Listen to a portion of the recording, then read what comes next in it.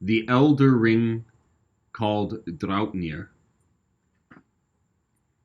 Indeed, for many weeks before the grand palace was begun, the elfin gods and domestic steeds and artful wombfolk helped to haul countless chests and barrels of rose-gold rings on large floating rugs that were the size of wide streets. And though the Trojans had boasted a city of gold on dirt, and the Amazons had become yet richer from tribute, never in all their lives had any wombfolk seen so many timeless treasures at once. Each massive rug held many a caravan's worth of magical rose-gold arm rings. There were many such rugs as big as streets beyond counting, and all of them were loaded with chests and barrels of perfectly identical rings, each impossibly the same as the next. So and so, the elfin gods moved these countless rugs of rose-gold rings with musical bows, and magical bows, and musical bows, and all of these arts and songs were grand and pleasant, like the treasures that traveled ever southward to Koralia. The wombfolk noticed that not a single treasure was allowed to drop or become misplaced, and indeed every ring was carefully accounted for and replaced on the rug, if so.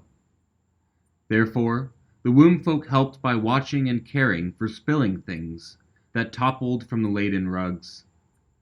Answering their curiosities, the elfin gods explained the supernatural nature of the unlucky curses, called Loki's lucky gifts. In many worlds and realms, Loki sowed his own devious deeds and subtle seeds of chaos. And often these foul plays are the poisonous gifts of rose-gold rings, called dripplings. These rose-gold dripplings drop from the elder ring called Draupnir. And although these fanciful treasures are forever lucky and gorgeous and grand and sparkling, and indeed magical, in so many more ways, they are also ilk things, meant to swindle a king. So and so, every 9th night, each of the rings drips 8 identical rose-gold copies, called dripplings or forgerings, and each of these drippings later makes 8 more copies, so on and so forth without ending. This cycle occurs without failing every 9th night. Thus, thirsting for fortune and punished for getting, a rose-gold drippling feels fine at first, but forever and ever the gifts just keep giving, until they fill the halls of kings to burst. Therefore the lucky gifts of Loki are pitied and pined as Loki's poisons, which are equally more or less unforgiving. But the gifts that keep dripping are not easily returned, nor possibly destroyed, and regifting a ring is like administering poison, for wherever they drip, they mean death for the living.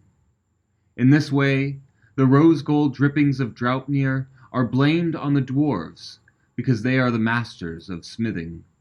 Yet, in truth, countless worlds have been overrun by rose-gold, because of the cheeriest master of misgiving. Loki's original lucky gift called Draupnir was found to be suspended in the depths of Dunthur. Only by luck and fate was the world of doom saved from the rings of 8, because the poison dripped above the fires of Dolmer.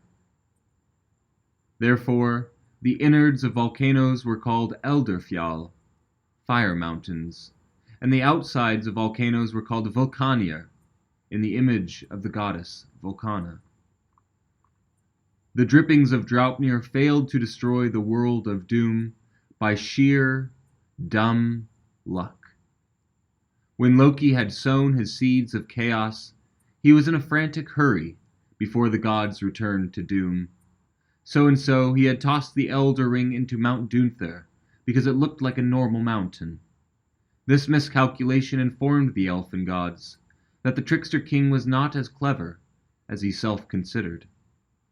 Eventually, the elfin gods found the Elder Ring in the Elder Fjall, where they had left it to drip endlessly in peace.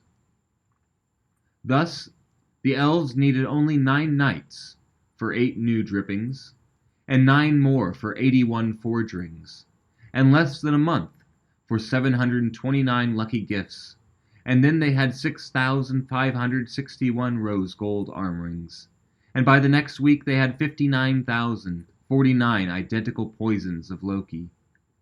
They were forced to transport the many rings on giant rugs, the whole distance from Dunthir to Koralika in the south, whence all rugrets rise. But still there remained the question of the original dwarven forged elder ring of rose gold called Draupnir, which could not be destroyed by wand or heat or anything that is possible in the heavens or earth. The elfin gods feared Draupnir was not safe in the Elder Fjall of Dunthir, lest the elder ring was lost by pressure to the far-flung skies. In such a case, the world of doom would become filled with the rings of Loki's infinite and ever-closing cycles in short time. But the womb folk could imagine beyond what was possible with their minds. The ladies and men, and especially children, saw ways and means of doing things that were odd, yet effective. Each daughter and son and child was different in body and mind and soul, though they shared everything else. The elfin queen of flowers presented the elder ring called Draupnir to Queen Mother Coral, in the hopes that the chosen people might possibly imagine the unimaginable. After all, the lucky gift was meant to swindle a king. Thank you for visiting Frostheim as an honored guest.